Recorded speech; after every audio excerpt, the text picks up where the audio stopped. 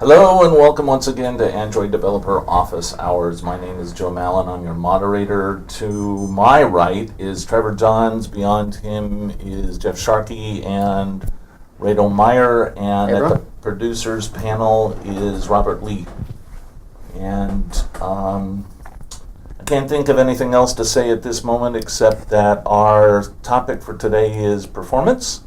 More importantly, it's efficiency. And efficiency, efficiency. I'll get that right eventually. So we've got a video.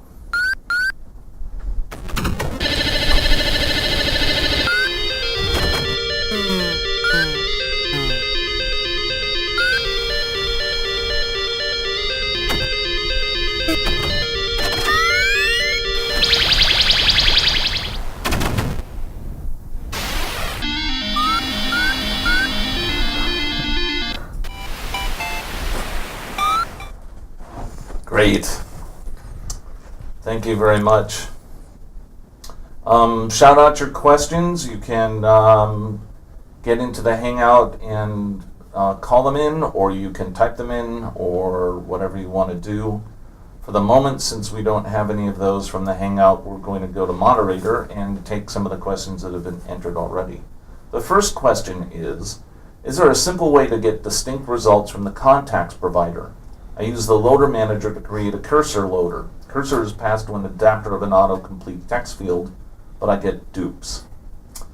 I will try to answer this, and if the person that asked this is online, I would like to know more about exactly what you're trying to do. My guess is, based on what you've said, you're getting duplicates because there are distinct records in the provider for the same person. And that's the way the provider is supposed to work.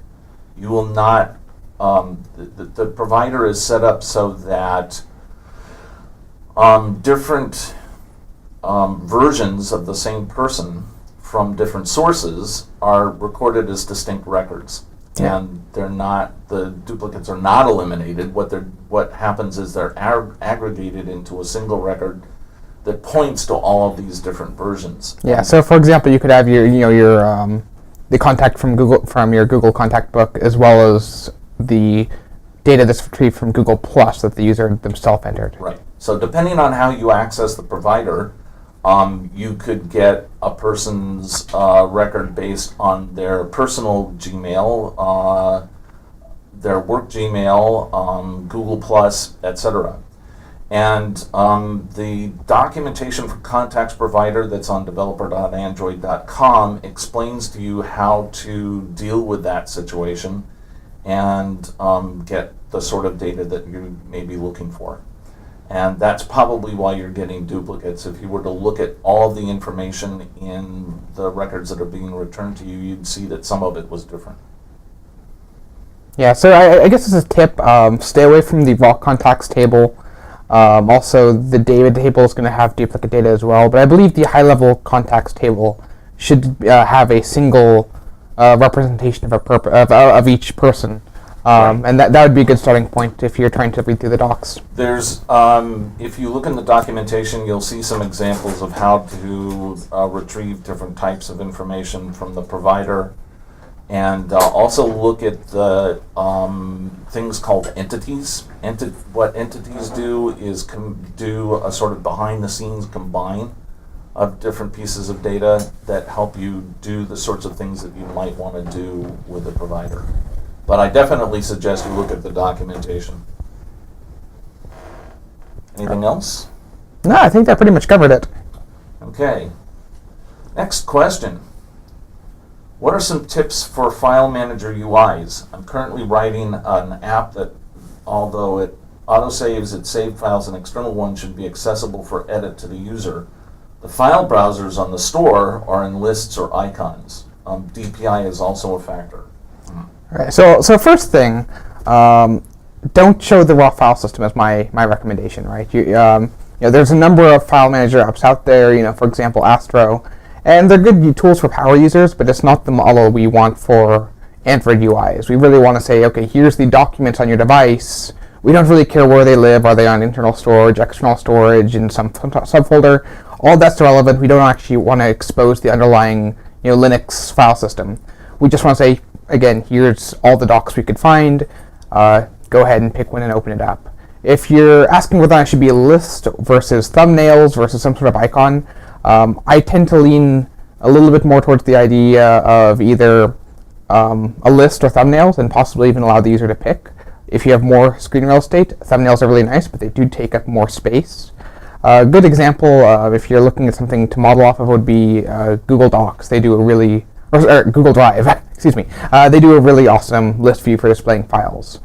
And because they don't have a file hierarchy or a folder hierarchy by default, they have to go and do that really well. Of course, you still can create folders, and they handle that too. But I guess that's my advice. It's really more of a UI question, and without seeing your app, I don't think we can give you one-size-fits-all recommendations here. But I think that should be some good general guidance. Any other comments? Yeah, one thing to think about when you're building a file browser like that, you're going to have the different UI on phones versus tablets. So on a phone, you might end up with that single list view where the user navigates deeper into a file hierarchy. You might be able to present the tree or the file system tree on like a left-hand side pane using something like Fragments on a tablet-sized app. So it definitely depends on which size of device you're targeting. You might be able to fit more or less details. Yeah, I think generally, I just want to reiterate what Trevor and Joe have already said, and that is, generally speaking, the move has been away from having sort of hierarchical file structures to support your app. I mean, it kind of made sense back in sort of the pre-GUI days, where you had to figure out a way to be able to put things in a place you'd be able to find them again. If all you've got is the ability to list the files in a folder and what the current folder is. These days, the move is very much away from that. It's really more about tagging things, making them more easily searchable. And you can see the way that Google Drive does that, in that your things just sort of sit there, and you can tag them and you can search for them. And the same with Gmail, which was sort of the forerunner for that. So in most cases, if if what you're building is just a file manager, then I think it does have some value if you're figuring out how to put a file manager into your app to make it easier for users to save files and load files. I'd say that you're probably going in slightly the wrong direction. You should be thinking more about how can you make it easy for people to find the content that they're looking for without having to navigate a hierarchy in order to do so. Okay. Yeah, I would add that the difference is that if you use some sort of file hierarchy like old-fashioned directories, then you're kind of stuck with putting one thing in one place, whereas if you tag it or give it some metadata that you can then search on it for, you can put something, so to speak, in more than one place at the same time, kind of like the way that labels work in Gmail. I mean, they appear sometimes to be folders, but they're really not. A message can be in more than one label. It can have more than one label at the same time, and that's a great benefit to users. Yep. And another thing to think about too, we're just speeding file hierarchies to death here, but when you have nested folders or nested directories, you have to go and click through all of them. And that's sort of a pain on a mobile device. It's a lot easier if you have a list, you swipe, you tap, you're done. And again, Radio touched on this, search is incredibly important to make sure you have that in there. I'd say it's more important than tagging. If you can only implement one of these suggestions, it would be search. Okay. We got a question on the Hangout here. Okay. How do I go about creating a category side view which takes only half the screen when sufficient real estate is available with a pager title strip, similar to what is shown in Google Play? Okay, so the question was, can people hear you on the Hangout? Yes. Okay, fine. So you've heard the question.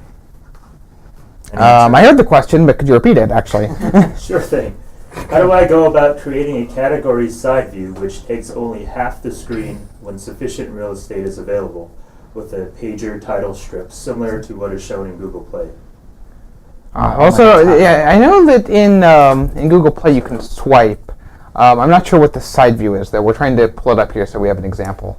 So you go to the top level, go into one of the categories. Oh, category? Okay, Yeah, so and going to go then into pull apps. left, yeah. And I think it'll even work in Portrait as well. pool. Or in one of the apps, so like apps or Oh, magazines. Yeah, we need to hook up our HDMI tablet here so we can actually show you this. There, Oh, I that. see. Okay, so let me just Demonstrate turn it the- around. Yeah, hold it up to the camera. On screen. There we Almost get go. rid of the glare. And when I pull, and it stops halfway across, and I can pull it back. And it's exactly at halfway. So that's, I presume that that's the functionality that they are looking for. Excellent, getting head nods. All right, that's a good question. How would you do that? So I would guess that this isn't using a view pager. Or at least it's a modified version of ViewPager. Um, Yeah, I don't think. Yeah, to my knowledge, there's no way by default to ask ViewPager to do that for you. There's another question a little bit further down on the question queue too, which touches on this, which is asking, like, for example, Google Plus. When you tap the home button, you have a navigation panel that slides out from the left, and right now there's nothing in the support library or otherwise elsewhere in the framework that really makes this easy to do. And our recommendation actually right now is really, it's an awesome model. I love it. But it's not something we're actually actively recommending to people because there's been so much flux with these widgets. Everybody's done it a little bit differently, so there's not really a single recommended approach as far as our UI guidelines are concerned. So if you really do want to implement it right now, you're sort of on your own.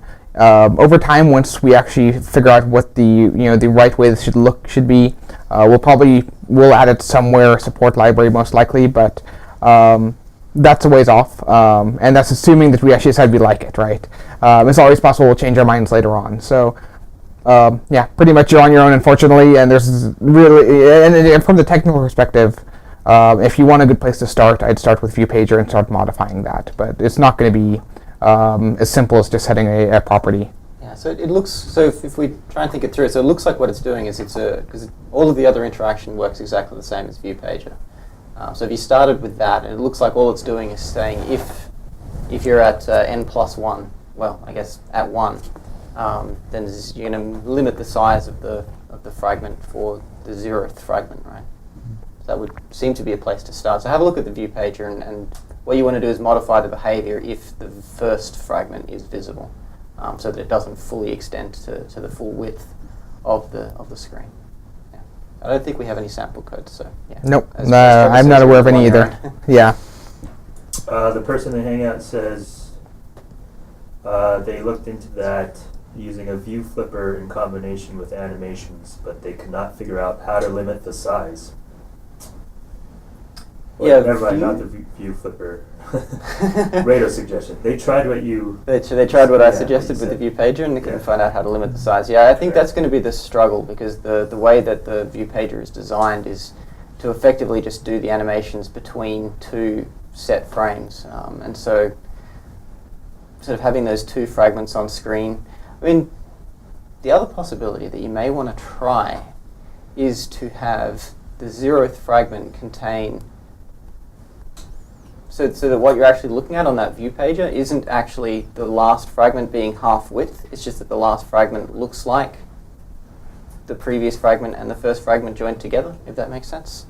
So I don't know how you would do the animation, but maybe once you get halfway across and then it switches it. I don't know, it's getting a little bit hairy, even in my own mind. But yeah, we'd be interested to see how you get on, but I don't think that there's an easy solution for that at this point, unfortunately. Like Trevor says, there's the best chance in terms of getting something relatively straightforward is to wait and see if we or anyone else creates a standardized widget that does something similar to what GPOS and YouTube did. Okay. Okay, we got another question on the Hangout. All right. I am looking for tools or methods that will help me test my app in extreme conditions. For example, low memory, low disk space, high CPU usage, and in parentheses, that is done by another process. Okay. All right, at first I thought here extreme conditions. Like, are you going to go and try and drop it in a volcano, launch it into space, take it over to Antarctica? Space has been done, by the way. We actually have launched Android phones into space, but I'm not aware of any that have gone into volcanoes. But seriously though, Challenge accepted. anybody know a good volcano nearby? So Sounds like an excuse to go to Hawaii to me. yeah, so some of the things like slow network in particular, there's support for in the emulator. Now, low disk space, I'm not aware of any really good automated ways to go and test that other than writing a script that goes and dumps a bunch of files onto your SD card. I know there are some third-party companies that make some test suites that do go and test some things, like what happens when the battery gets low. So off the top of my head, I believe Testroid is one of the ones that can do some of this stuff. I don't think it can do everything on your list, but it's worth looking into. That's by a company called Bitbar, and so they offer a subscription service where you upload your APK to their servers and they run a series of tests on devices you've supplied to them. Or sorry, on devices they've supplied for you. Yeah, you don't have to mail them any devices. And that's probably your best bet if you're looking to try and do a lot of this, short of trying to go and automate a bunch of it yourself using things like ADB to go and... actually, ADB only gets you so far even. Like if you're trying to test low battery, you'd have to hook up some hardware and start modifying the voltage. That's a tough one. So really no easy way there other than what the emulator already provides. And it does supply some of it, so definitely look at that first. One other tool that can potentially be really powerful is the Monkey, which generates a bunch of random events, so touches on the screen, keyboard event inputs, and it'll push your app in all different directions. And we use that a lot on the team to help uncover bugs in all of our apps across the platform. So it'll generate a lot of that noise, and it'll uncover race conditions a lot of times in code. So the Monkey tool is great. You can find that it's just using ADB on the command line. Yeah, similarly, I think that if you're trying to simulate these sort of extreme conditions based on what other apps are doing, the easiest solution for in a lot of cases is going to be to create your own version of those other apps. And the extreme conditions are going to be when other apps are misbehaving. So you get to have fun and create an app which is really poorly behaved. It does everything that we tell you not to do, which chews up memory and causes other apps to effectively swap out and get killed. Yeah, I think we actually... was it Dan Hackborn wrote actually something very similar to that for our own internal use for a while. Our own builds had a very badly misbehaving app installed on them for a bit to go and try and test what happens when apps misbehave. Thankfully that doesn't ship, but yeah, I think that's probably a good approach. Is just write a really bad app, and that's going to go and cover at least from the performance side of things what happens when things go wrong. That's usually the easiest way to do it. You can do a lot through simulating things, but ultimately it's going to be, how does my app behave when another app is using all my bandwidth, using all my processor, using all my storages to build that other app, and it gives you the control as well, because then you can decide how far you want it to go. So at what point does my app start being unresponsive, and what steps should I take to try and help the system out? Any other comments? No? Okay, thank you, gentlemen. Let's move on. Oops, I think I skipped one here. I have a fragment which uses a loader. It implements the loader callbacks. I have set retain instance true for the fragment so that it is not destroyed across orientation changes.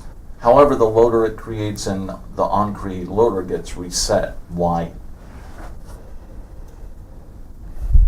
That's a good question. Yeah, actually, I've never seen this behavior before, so I'm not sure what the answer is off the top of my head. This also, I think, was a later question to come into the queue, so I didn't get a chance to research it beforehand. Yeah, I actually do not know the answer to this. No? Yeah, don't know. Okay. Yeah, that seems strange. Well, the panel is puzzled. So. Yeah, as our usual advice, if you can go ahead and post a question on Stack Overflow, we try and take a look at anything that we can't answer after the show and get an answer for you. So just go ahead and drop a comment on the G+ post pointing to a Stack Overflow question, and we'll try and get some more detail for you after the show. Yeah, the other thing which I'd want to mention for this one in particular, set retain instance state on fragments is awesome, but generally it's designed to work specifically for fragments which don't have a UI. Which is a perfectly good place to put a loader. So one of the things that I'd mention as a word of caution is that if you are using that on a fragment with UI, that may be causing the problem. So I need to look into more detail, because this is something just vaguely tingling in the back of my mind. But generally speaking, the set retain instance state property is designed for UI-less fragments. Got another question on the Hangout. All right. I have a performance question related to databases. What are the overhead implications with SQLite and increasing the number of tables? That's a good question. I'd say adding more tables probably is not going to hurt you too much. What is going to hurt you is joins, and at some point just having so many records that it takes a while to iterate through all of them. Setting indexes wisely is definitely going to help. Indexes do increase the cost when you perform a write, and it's a trade-off. In exchange, you get faster read times. I'd say, yeah, that's pretty much where you're going to see most of your performance, is trying to do joins and trying to iterate through a lot of records, searching on fields that don't have an index, that sort of thing. Adding more tables should be fine. So, performance impact, minimal. Any other comments? All right, let's move on. In the past, I've used an intent service to load data from a REST web service, but I saw that in the new Google I/O app that async loaders are used extensively. Is loader currently the recommended way to load remote data? When should intent service be used? Okay, so I think this one's a bit of confusion about the way the Google I/O app works. So using an async loader to go and pull data from a web service doesn't actually sound like a very good idea to me.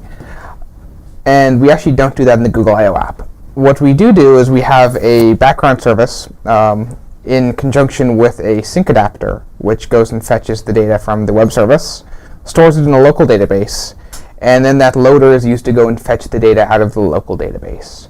And that's the model we're using. It's nice because we don't have to worry about trying to fetch data while the app's running. Everything's already cached locally.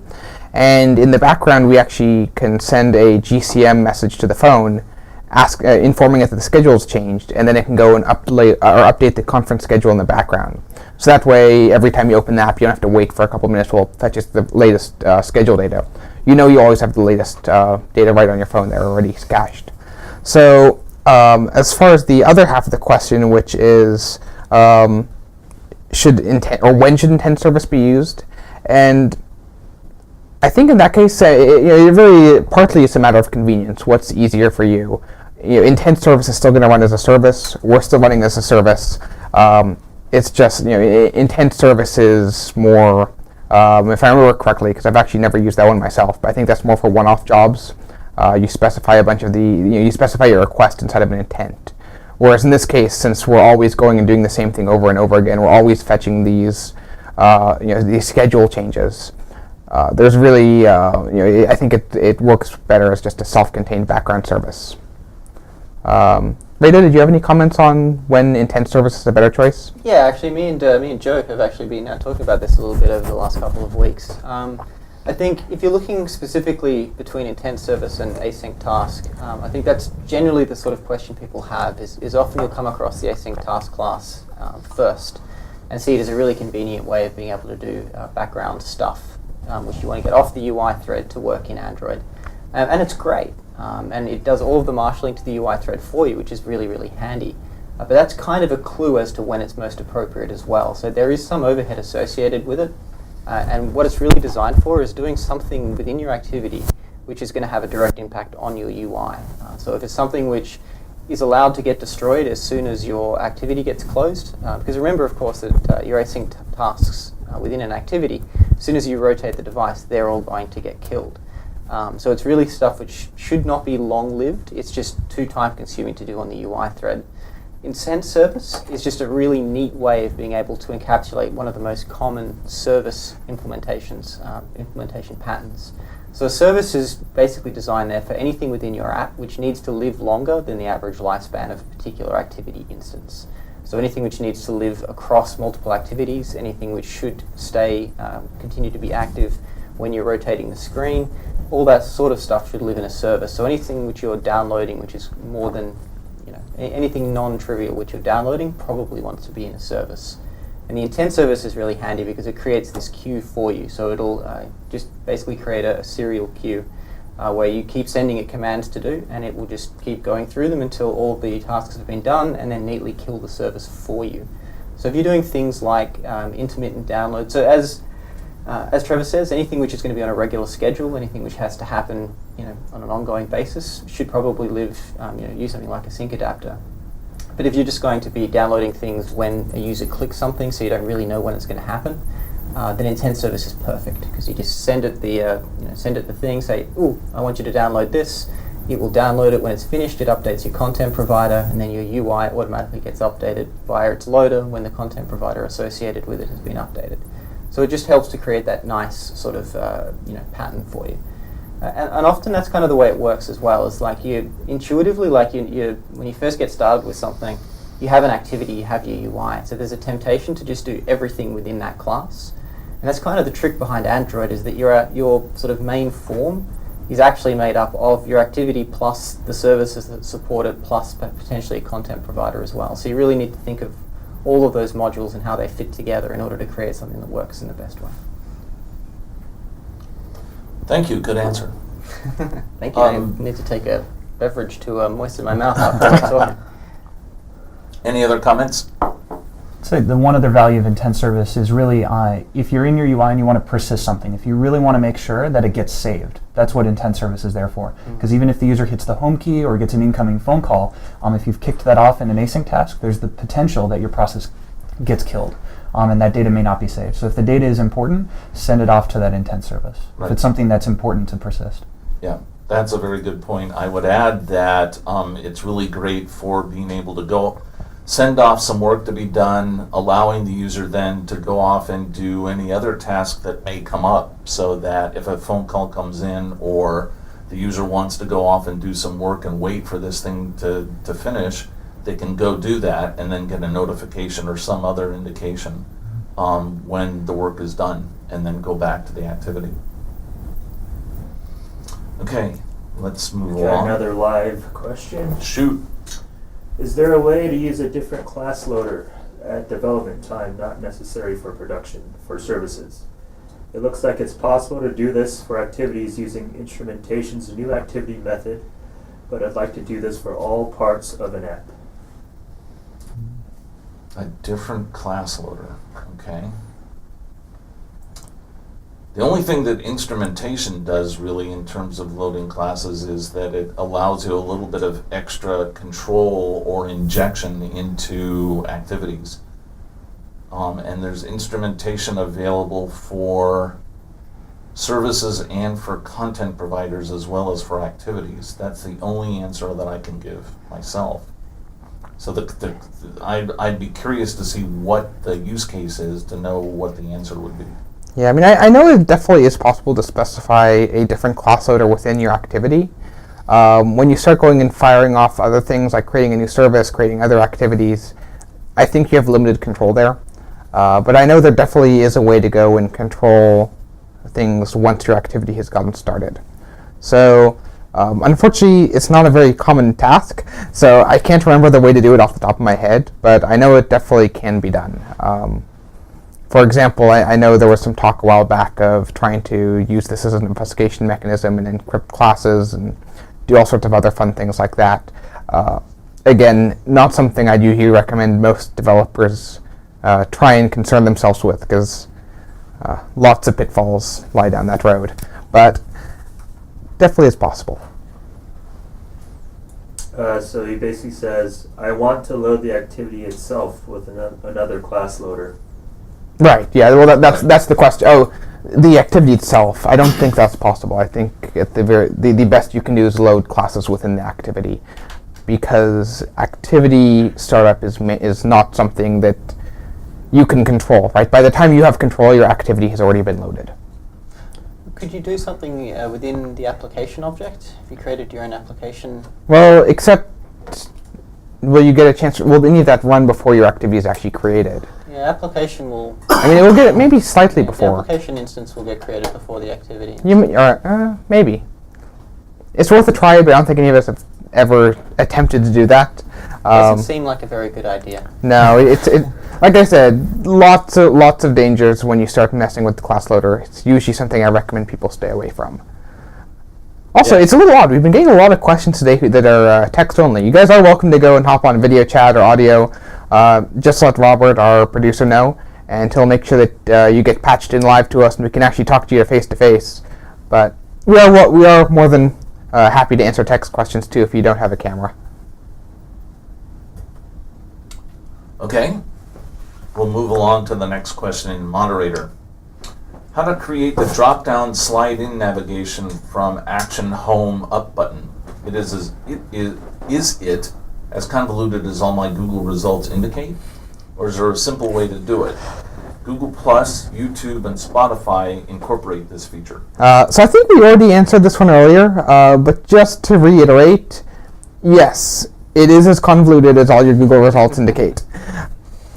And on that note, also, we don't recommend really pursuing this until we have a recommendation as part of our design guide, or at the very least, the people start coming up with some libraries to do it. There's really nothing out there that makes it easy yet. That said, if you'd actually like to go and write the first library to implement this, I'm sure there's lots of developers that would thank you. But right now, it's not something we can really recommend people do unless they're really adventurous. Yeah, I'd also point out as well, if anyone does decide to take Trevor up on that challenge, that so far the consensus. So each of these different implementations you mentioned are slightly different in the way that they work, and that's part of what Trevor's talking about, is that there isn't a real consensus based on the style guide as to the right way. That said, the consensus seems to be heading towards the YouTube model being sort of the right way of doing that. So if you do want to implement something similar, look at the way the YouTube app has implemented it and head in that direction. But for now, it's definitely not for beginners. I think it's going to be a little bit tricky to do. Okay, We have a live video question. Go for it. Brian. Yay! Fire away. Give me a minute here. Are you on there? Layout where we have an ad with a button next to it to launch an in-app purchase, but every time we don't give the ad view the full width of the layout, it freaks out and says that it can't display the ad. But even if we create a VM that has a really tiny screen that is equivalent to what space it has, it will display the ad as long as we give it, match parent or fill parent. And so we're trying to figure out how we can solve this. Right now, what we were thinking about is making a fragment that it was allowed to take the full width of, but I'd like to not complicate the layouts too much if possible. Okay, so repeat this. Yeah. To repeat this, you've got an ad that you want to display with a button next to it to do something like in-app purchasing. Correct. Okay, and every time you try to set that up, it complains because it says you don't have enough room to display the ad. Correct. Interesting. So the ads are coming from a third-party provider like AdMob or something like that? Yes. AdMob, to be specific. Okay. Interesting. So this is only going to be an issue on certain size displays, right? So if it's say a phone where the AdMob banner is specified to be the right size to fit basically the full width of the phone, then you're going to have that issue when you try and put something next to it. Is that right? Yeah, except for if we create a virtual machine that has a width in pixels of what the view would be expanded into, as long as we don't put the button there, it works fine. So we know that amount of real estate is sufficient to display the ad. Gotcha. That's interesting. While we think about that, one thing which I would mention is that you need to be really careful when you're trying to create something like what you're describing. So one of the requirements we have in, I think it's our developer content policy, is that you shouldn't be putting ads anywhere where a user may accidentally click them. And so putting ads right next to a button which you want people to press for any reason may actually be in violation of that, because it would be very easy to get confused and accidentally hit the ad instead of the button. Or So then how does Pandora get away with it? Because I hit those ads all the time. yeah, fair call. I can't remember. I mean, I can have a look how the Pandora app works. Like I said, I'm not... Actually display the ads behind the interface buttons. That doesn't sound awesome. Yeah, so I can't comment on other apps and what they may or may not be doing wrong. Right. It's just something which has come up at least once before with a developer I was working with who ran into some problems on that basis. So I'd be cautious. You basically want to have any of your interactive elements as far away from your ads as possible to avoid running into those kinds of issues. Okay, because I see Keys mentioned something about not being allowed to place ads or buttons close to the ad. So is that possibly the API is seeing that and causing a problem, or? That's actually possible. I hadn't considered that, but it is possible that the actual AdMob API is looking and seeing, oh, you've got a button right next to the ad that's not kosher. So yeah, it does seem a little strange. I'd be a little bit surprised if it was smart enough to do that on your behalf. But just from a UX perspective, if nothing else, I think it's really not best practice to have your interactive elements as that close to your banner ads. Right. Okay. So regarding an in-app purchase button, then would that be something like in the overflow of the action bar that would be recommended? Well, it depends on what you're buying, sense, right? It depends on the nature of the in-app purchase. Well, it's like the premium kind of model. Okay, so basically it's an upgrade for your app that adds additional fee. All right, so yeah, the overflow menu is certainly one option. The downside there is discoverability, right? People, the idea behind the overflow menu is you never see it unless you really want to go looking through it. A better idea is just to go and put a, just so, when users get to the part of the app where they try and get to the premium features, is where you could start promoting the upgrade. So have the UI controls available, and then when you click on them, you could pop up a dialog saying this is reserved for our pro version, or you could have an entirely separate screen with all the controls disabled and say, click here to upgrade. I probably a better idea just to go and display the dialog as soon as they click on the button that takes you to that part of your app. Now, I still would have an option in the overflow menu to go and apply the upgrade for people who know that they really want to get to it to keep them from having to dig. But definitely look at other opportunities for upselling, right? Try and figure out how users will know that there's actually additional value, that is something they want to buy. Okay. Thank you. Yep. Thanks for your question.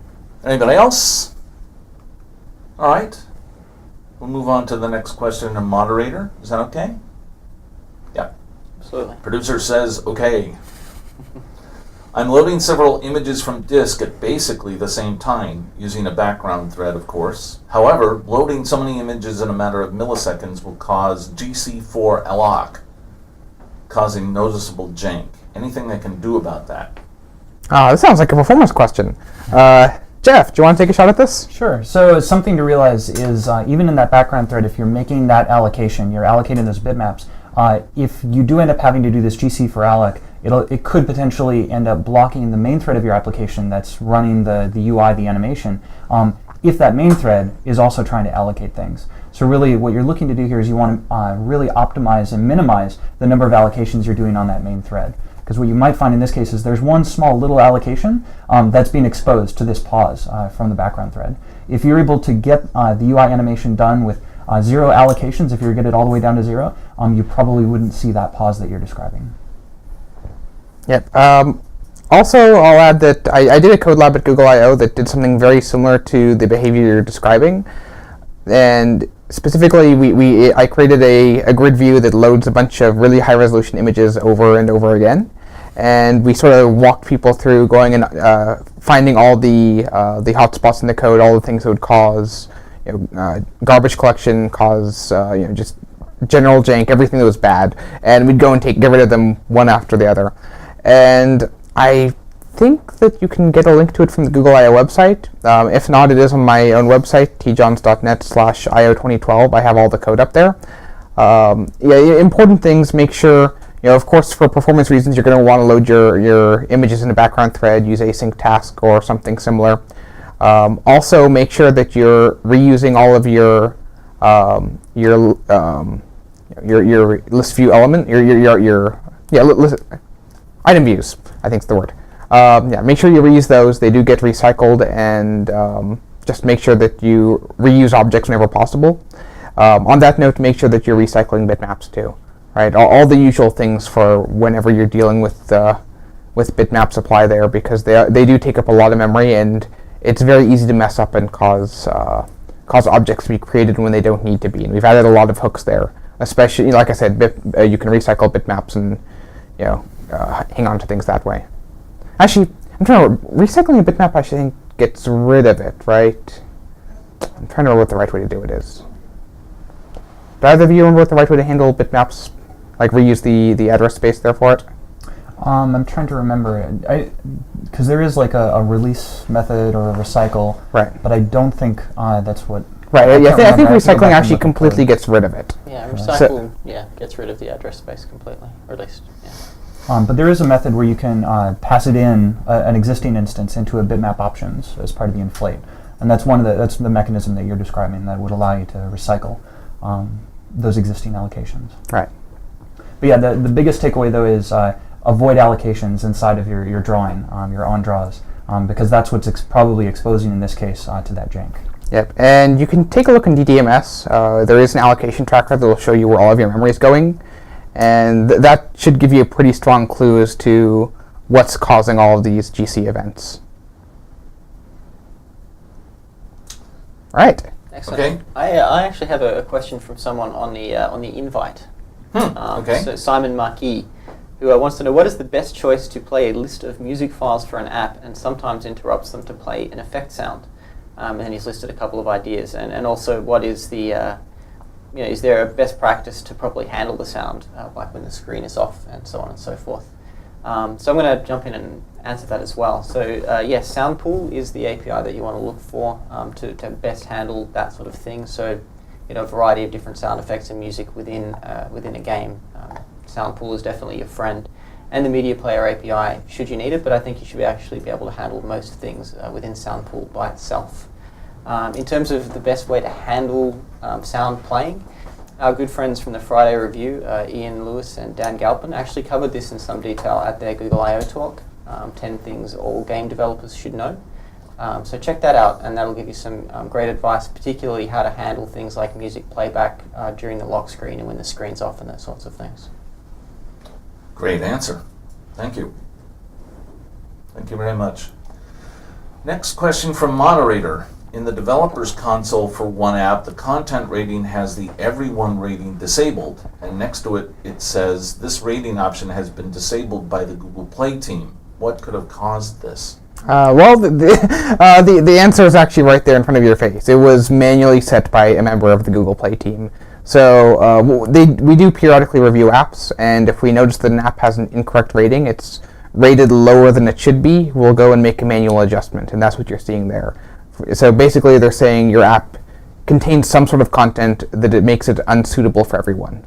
And yeah.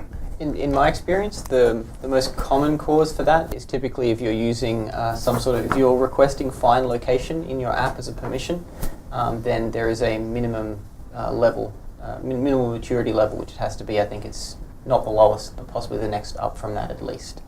So that tends to be the most common case. It can also be if there is, if your app's been flagged and the Play team are looking through to make sure that it's compliant with our content policies and so on. They may do it manually for those reasons as well. But location, I think, is typically the most common case for this sort of thing.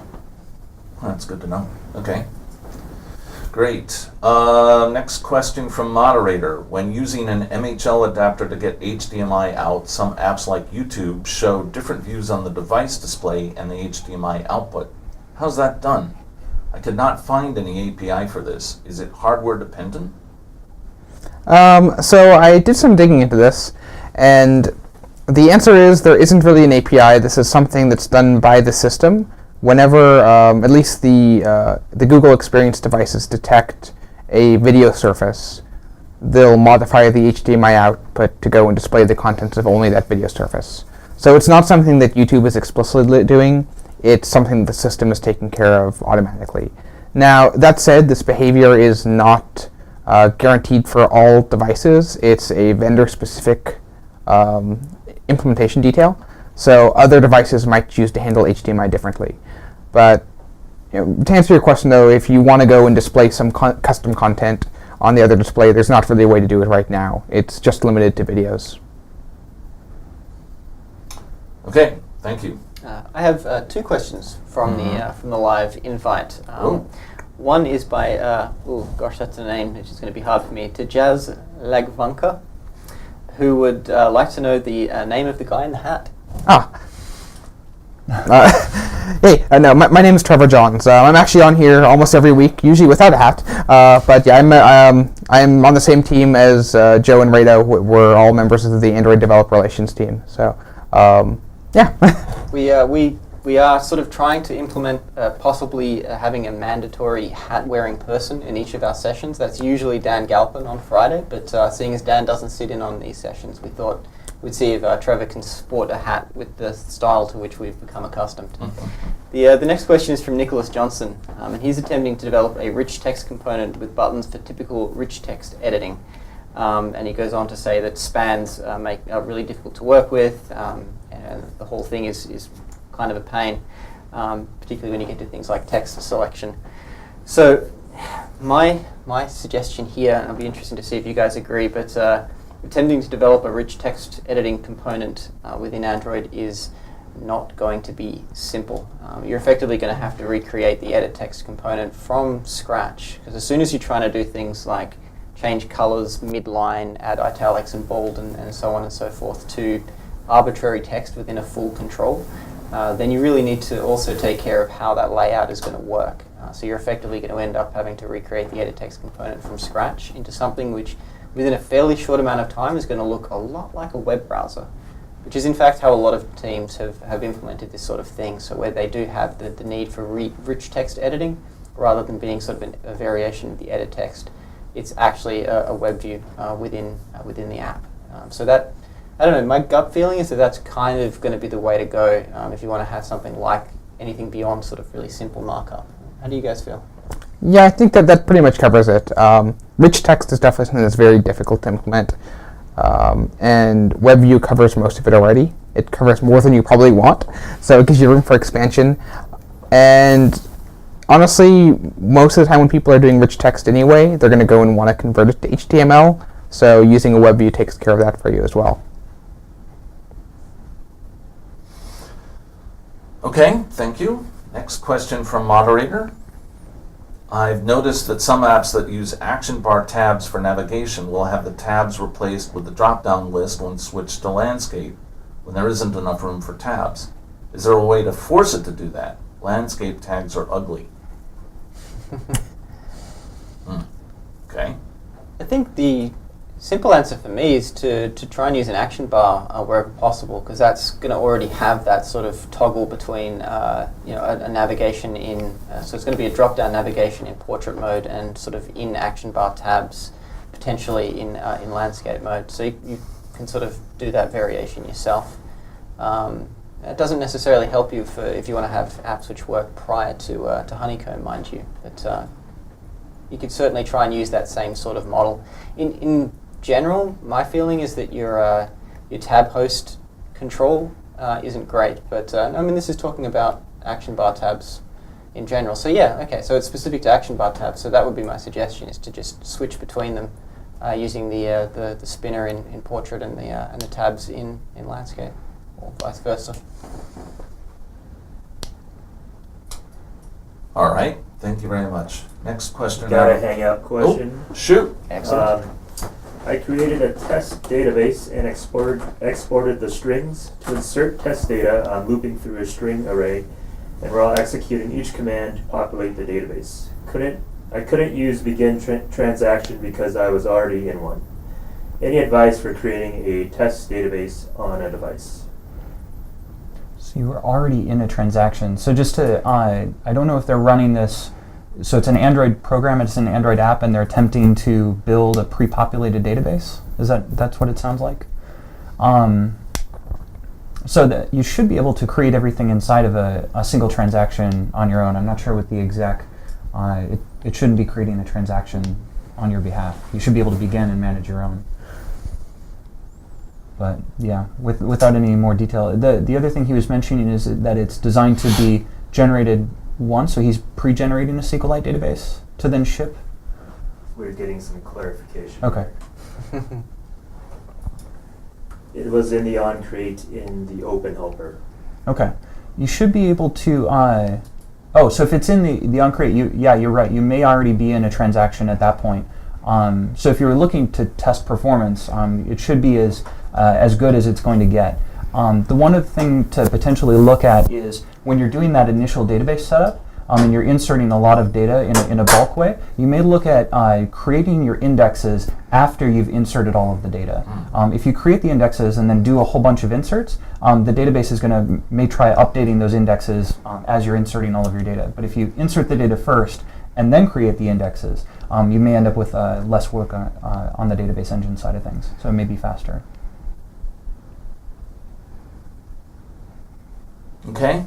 Any response from them? You said thanks. Okay.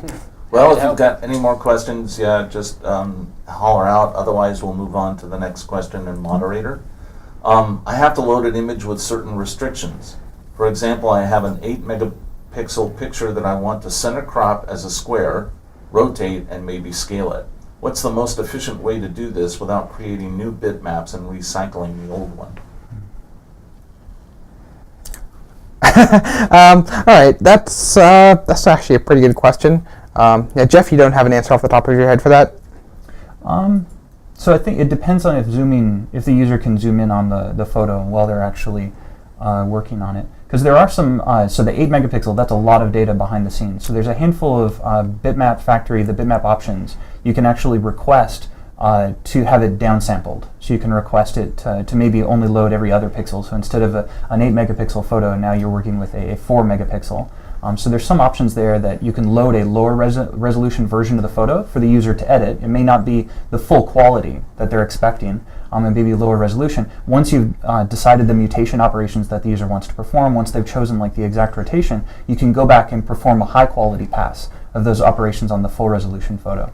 So that may allow you to make your UI nice and fast. You're maybe rotating and manipulating something of lower quality, but then applying it later against the full resolution image. That seems like it would be a fairly good approach for what they're describing here, because it's fairly coarse-grained stuff. So center crop, square, rotate. So it sounds like they just basically want to be able to load up any picture, and in the same way that you choose like a profile pic or something in a social network, you just need it to be square, so you just pick it.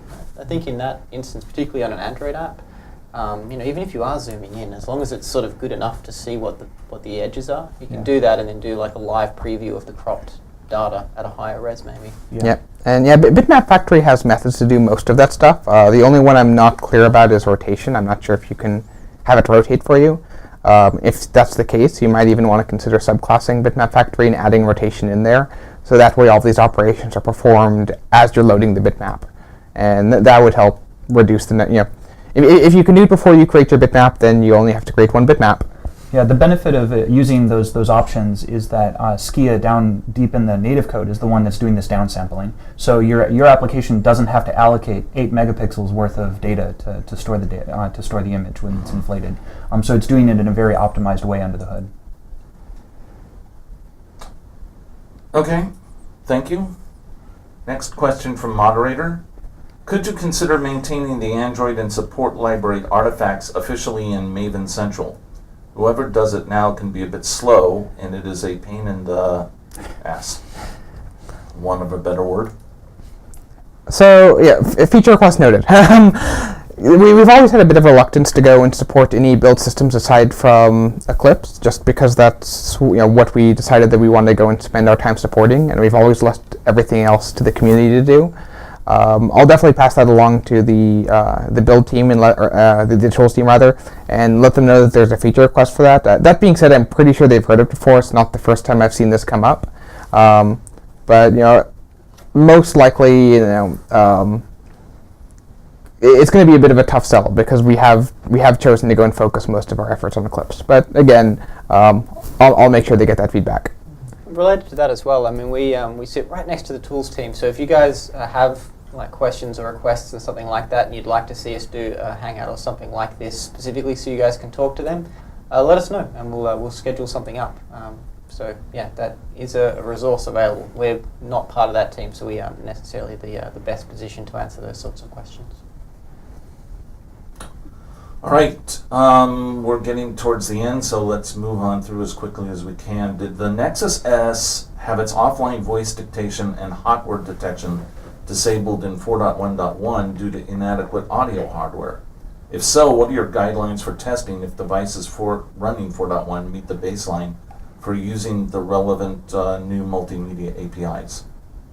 I don't think anybody here actually knows the answer to that, given that none of us work on the voice team.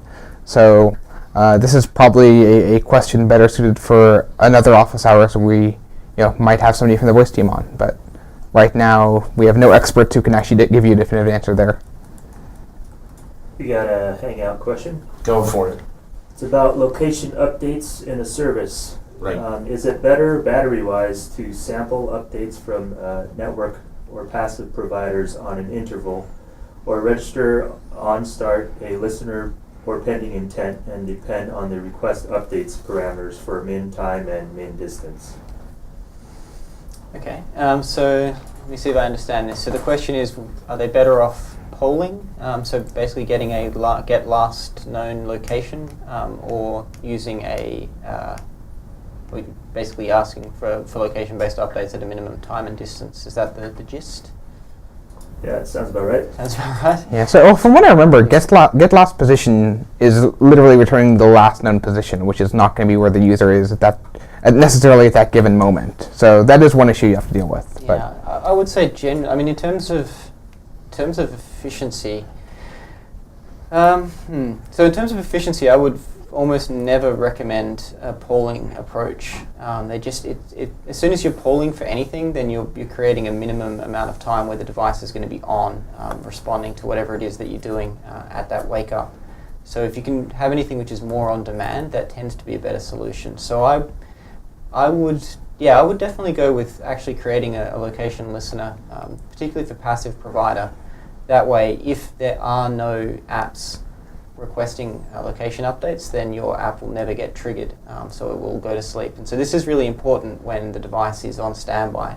So if you are doing a polling solution, then you're still going to wake the device and you're still going to check to see what that last location update was, even if it hasn't changed for an hour. Whereas if you've actually got a listener registered, it's no less efficient than polling in terms of the work it's doing, and you have the advantage of being on demand, so that it's only going to happen as frequently as any other app is actually making those location requests. Okay, thank you. This is an interesting one. Can you take another look at my question from last week? Ran out of time at the end. Question is, how to iterate through fragments in a tabbed view pager to tell each fragment the paint data which has been updated by a loader in the main activity. I remember hearing that question last week while I was doing the production. I don't think we had a great answer then, and I'm not sure that there really is one. Yeah, I still, my question is, why are you trying to do this, given that you're only going to have one page on your view pager visible, and trying to ask anything else to update whilst in the background is just a waste of CPU. Most UI events don't occur for objects which are off screen. Now, that being said, the questionnaire, the answer here is basically your typical solution for communicating with fragments. I don't think view pager really has anything to do with it. It's really a matter of just going and sending a method to all of your fragments. So register some sort of callback method so that your activity can just go and deliver a message to all of the known fragments when these events happen, and let them know that they have stale data which needs to be refreshed at some point which is appropriate. And that's kind of so dataset observer is one way that list views, for example, connect up to cursors. So when you assign a cursor to a cursor loader and it's bound to a list view, that list view may be often one of those other fragments, but the dataset observer is the mechanism by which it knows I need to invalidate and repaint my content. So a strategy like that, there's dataset observer and dataset observable. Those may be a good strategy. Okay. We got go another ahead. Hangout question in 2 more minutes. All right. So, this might Hangout be- question. Yeah, last one here. This person has quite a big database of assets and dumps it into a SD card. Is there a way to access this database directly to assets so I don't have to duplicate it, since it's like 6 megabytes? Does that make sense? Yeah, so I think what he wants to do here is basically similar to the question which one of the earlier questioners had, which is I want a pre-populated database, but I don't want to download it piecemeal. I just want to be able to dump it on an SD card, possibly as part of the installation process or as a one-off. And right now you would have to, the usual way is that you would then have to open that database, move everything into an SQLite database and have the content provider on top of that to do most operations. So I think the question here is there a way you can just point to that database and say, this is my database, treat it the same way you would an SQLite database that you had opened? So I'm not sure that I have an answer. I think if it is an SQLite database, then you probably can. If it's not, then I'm not sure that that's possible. I mean, do you guys have any? So SQLite databases, I think you can open based on an explicit file system path. Yeah. You can tell it open Right. this file. But one thing to note is that if it's living out on the SD card, anyone could come along, open it writable, and write any sort of data in there, which then your app is going to go consume. So anything on the SD card is publicly available for other apps to write into. The other thing is, if you're using it for persistence, just be aware that sometimes the SD card can disappear, but it may also not be, the SD card can be of varying quality because they're using a different file system that's maybe not as resilient. If you're using the internal file system on the device, maybe it's like YAFS or ext4, it's a lot more resilient to like changes if the user pulls the battery out of their device. Yeah, I think that I really just want to emphasize that first point, which is that it's trivially easy for your SD card to be, or your shared space to be unmounted. And if someone plugs it into their computer, boom, your database disappears. If they unclick their SD card, boom, your database is gone. And so that adds a certain amount of, how can I say, it doesn't do bad things, it doesn't do good things to your app. So that suddenly you have to keep in mind the fact that your database may just disappear mid-transaction and figure out how you're going to recover from that. And as well as Jeff said, it can change. So it can be mounted to a computer, then have all of its data changed and then plugged back in, and you need to figure out what you're going to do with that now. So it's generally not great practice to go that way. And granted, if you've got a very large database, it seems like a reasonable alternative, but you may actually want to consider keeping most of that on a server and just downloading effectively enough data to have cached a reasonable amount of data to be able to respond to when you're offline, rather than storing the entire thing on the phone. Depending on your usage model, that may not work. Okay. Okay. So I think that's it for time. I think we have run off the end of the clock.